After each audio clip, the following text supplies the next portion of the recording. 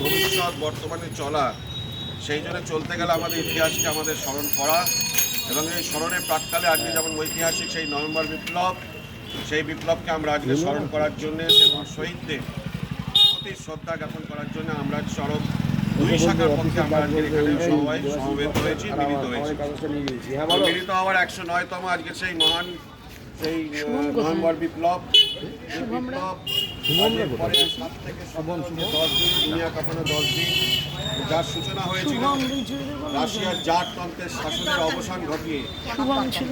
তার সঙ্গে দাঁড়িয়ে যে লেনিনের নেতৃত্বে সমাজতন্ত্রের যে পথ, সেই পথ সারা পৃথিবীকে পথ দেখিয়েছিল। যেভাবে শোষিত নিপীড়িত মানুষের যে বঞ্চনা এবং জমিদারদের যে তাদের লুটের যে মুনাফা, তার বিরুদ্ধে রুখে দাঁড়িয়ে এই নভেম্বর বিপ্লব তার একটা সমাজতান্ত্রিক রাষ্ট্র, যে রাষ্ট্র তৈরি করেছিল মহান ভিআই লেনিনের নেতৃত্বে, তা সারা ভারতবর্ষ, তারা পৃথিবীকে তারা আলোড়িত করে এবং আস্তে আস্তে কমিউনিস্ট আন্দোলনকে তারা শ্রীবৃদ্ধি ঘটিয়েছিল, সারা পৃথিবীর বুকে জানান দিয়েছিল। সমাজতন্ত্রের এক নিদর্শন সমাজতন্ত্র প্রতিষ্ঠার, যেখানে দাঁড়িয়ে প্রথমেই ভিআই লেনিন সেই সময় শুরু করেছিলেন সমস্ত রাষ্ট্রীয়করণ, রাষ্ট্রায়ত্তকরণ। সেখানে জমি থেকে, কৃষক থেকে, খামার থেকে, শিল্প থেকে সবটাই রাষ্ট্রীয়করণের মধ্যে দিয়ে যে সমাজতন্ত্রের কথা তা তিনি যা প্রচার করেছিলেন ভারতবর্ষের বুকে দাঁড়িয়ে আজকের সেটিও আমরা সেটা লক্ষ্য করছি যে ভারতবর্ষ ঠিক তার উল্টো, যেখানে ভারতবর্ষের যে রাষ্ট্রীয় সম্পত্তি, রাষ্ট্রীয় কাঠামো, তা ভেঙে আদানি আম্বানি এই পুঁজিপতিদের হাতে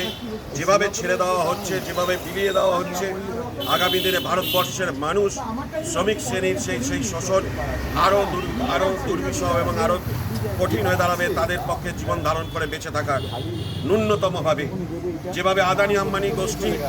যেভাবে চারিদিকে রেল, বিমা থেকে শুরু করে ব্যাংক সেক্টর থেকে শুরু করে যে কৃষিজ পণ্যের ওপরেও যেভাবে তাদের আগ্রাসী থাবা তারা এই সরকারের মাধ্যমে তারা বসিয়েছে এবং আগ্রাসনের যে চেষ্টা, তাতে শ্রমিকজীবী আসলে সেই শ্রমজীবী মানুষ,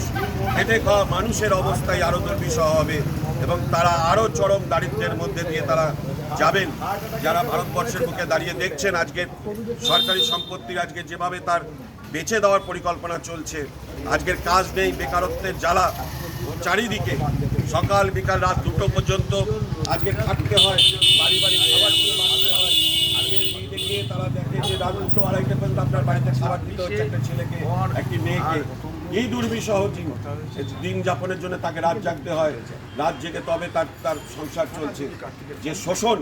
এই শ্রমিক শোষণ, এই শ্রমিক শোষণের বিরুদ্ধে আজকের প্রাসঙ্গিকতা, আজকের সেই লেনিনের সেই নেতৃত্বে আজকের যে সেই নভেম্বর বিপ্লব, তারও প্রাসঙ্গিকতা। সেই ইতিহাস, প্রথম শব্দটা বলেছিলাম, ইতিহাস থেকে আমাদের শিক্ষা নিতে হবে। ইতিহাসটা আমাদের শিক্ষা নিয়ে পরবর্তী যে আমাদের এই শ্রমজীবী মানুষ,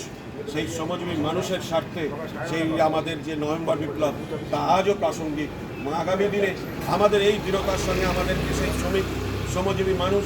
বঞ্চিত মানুষ, খেটে খাওয়া মানুষকে সংঘবদ্ধ করতে হবে তাদের অধিকার সুরক্ষার দাবিতে, তাদের অধিকারের রক্ষার দাবিতে,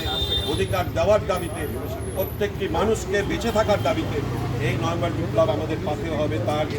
সেই যে সিদ্ধান্ত, সেই সিদ্ধান্ত শ্রমজীবী মানুষ এবং তার সঙ্গে সেই সমাজ ব্যবস্থার যে পরিবর্তন, এই পুঁজিবাদ ব্যবস্থার, আমার ভারতবর্ষ যে পুঁজিবাদ ব্যবস্থার যে প্রচলন, তাকে অবসান ঘটিয়ে শ্রমজীবী মানুষের স্বার্থে আমাদের আগামী দিনের পথ চলা, সেই পথ চলার লক্ষ্যে আমাদের এই বিপ্লব, নভেম্বর বিপ্লব আমাদেরকে পথ দেখাবে, আমাদেরকে এগিয়ে নিয়ে যাবে। তার সেই জন্য আমাদের কাজ শ্রমজীবী মানুষ, খেটে খাওয়া মানুষ, বঞ্চিত মানুষ, কৃষক সবাইকে একত্রিত করা, তাদের অধিকারকে সুনিশ্চিত করা, এই আবেদন সবাইকে সংগ্রামে অভিনন্দন জানাই